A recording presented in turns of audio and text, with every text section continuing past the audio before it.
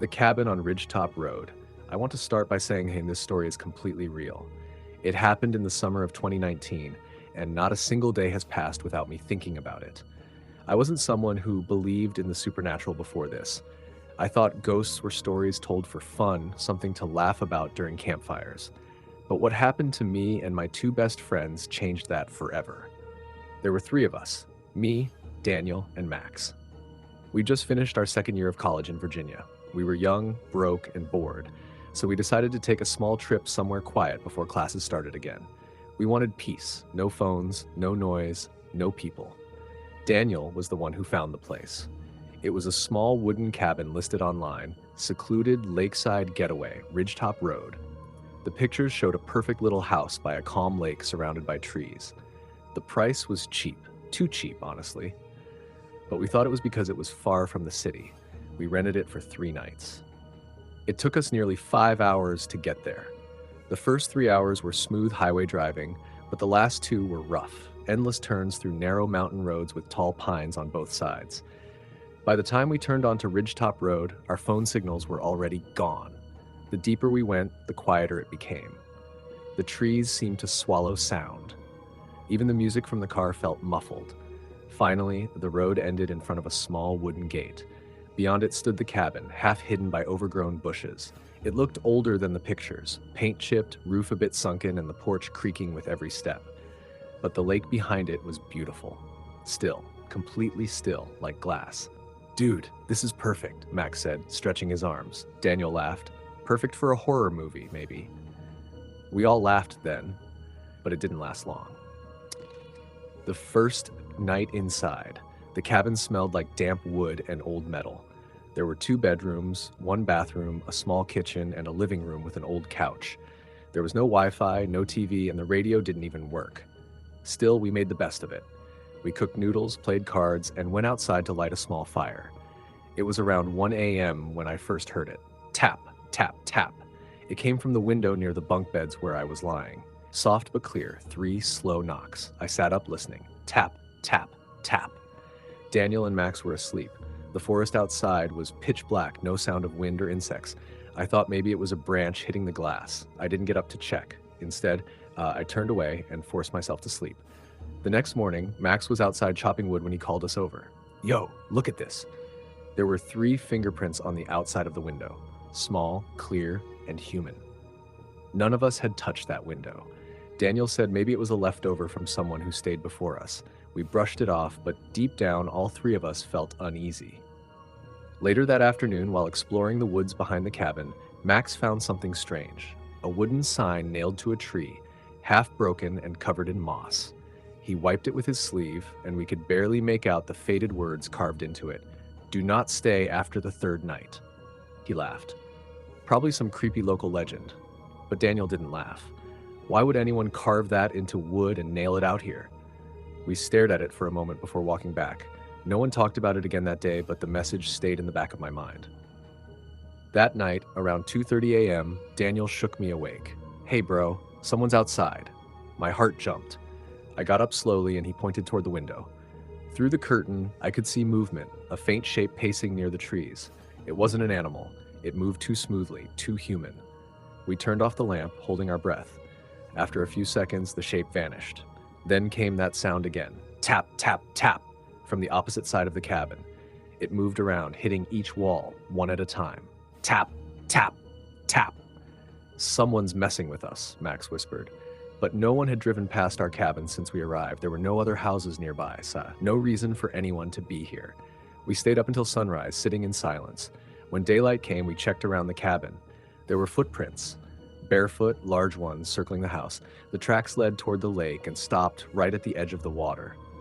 Daniel wanted to leave immediately, but the booking was already paid for, and Max didn't want to back out. "It's just some prank. Let's chill, man," he said. We stayed. That was mistake number 1. The ranger around noon, we heard a boat engine out on the lake, the first sound of another human being in 2 days. A park ranger, maybe in his late 50s, waved from a small boat. We waved back. He pulled up close to the shore. "You boys staying in that cabin up there?" he asked. "Yeah," Daniel said. "We rented it online." The ranger frowned. That place shouldn't be rented. It's been off the listings for years. What do you mean? I asked. He sighed, shaking his head. The owner disappeared. After that, nobody wanted to go near it. Locals said the land's cursed, weird noises, lights in the woods, people losing time. We closed the trail 2 years ago. We stood there, not knowing what to say. He leaned closer. Listen, I don't care what you believe, but don't stay another night. If you hear anything strange, don't go outside. Then he gave us a card with his name, Ranger Thomas Hall, and left, his boat engine fading into the distance. When we turned around, Daniel said softly, "We should leave, tonight." But Max shook his head. "Let's just leave tomorrow morning. It's our last night anyway." I agreed, mostly because I didn't want to admit how scared I was. The third night. The night was unnaturally silent. No wind, no crickets. Even the lake seemed frozen.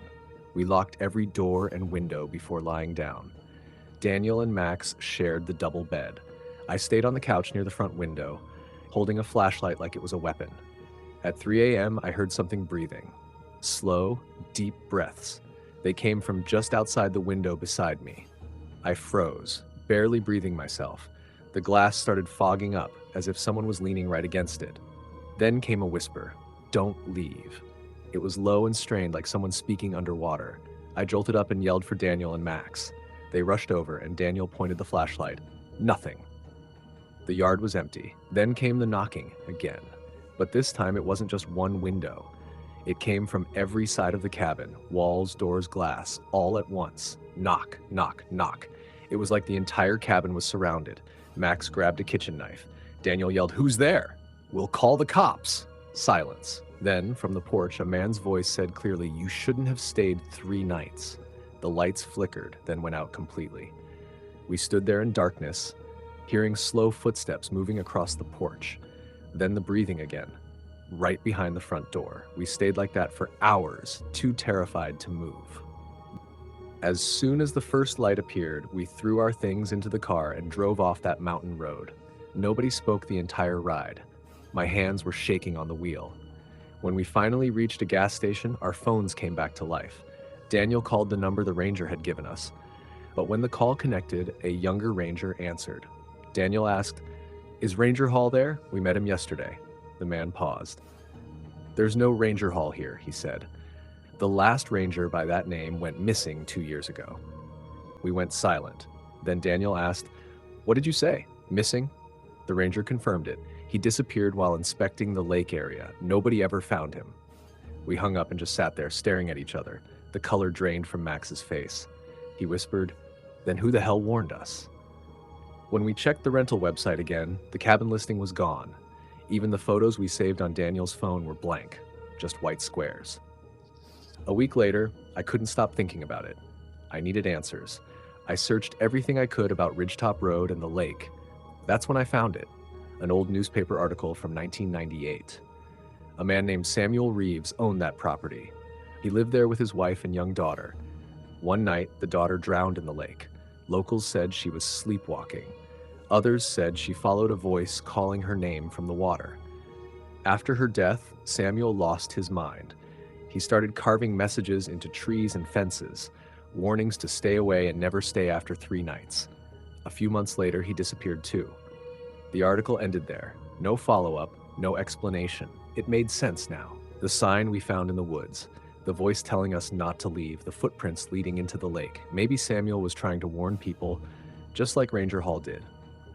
The return. 2 years later, Daniel called me one afternoon.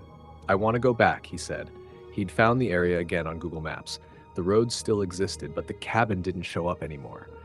Against my better judgment, I agreed. We just wanted closure. We drove back one sunny morning.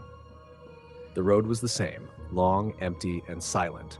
When we reached the clearing, the cabin was gone. Nothing left except the stone foundation and charred remains buried under grass. It looked like it had burned down long ago. As we were walking around, Max stopped near a tree. "Guys, look at this." A small wooden cross was nailed to it. On it, carved with a knife, was a name. Ranger Thomas Hall. My blood ran cold. The man we met, the one who warned us, had already been dead for 2 years. We went straight to the local sheriff's office and told them everything. The noises, the voice, the man we met. The cross. They listened carefully and took notes. A week later, we received a letter. It said the land had officially been marked as restricted due to unstable terrain and environmental hazards. But at the bottom of the letter in handwriting, someone had added, "Stay away from Ridgetop Road. You were lucky to leave." Since then, I've never gone camping again. I still see that lake sometimes in my dreams, calm, dark, and endless. And sometimes I see a man standing across the water, his face hidden by shadow, just watching. Every now and then, when the night gets quiet, I still hear it. 3 slow knocks, tap, tap, tap, and a whisper, soft but clear. Don't stay after the third night.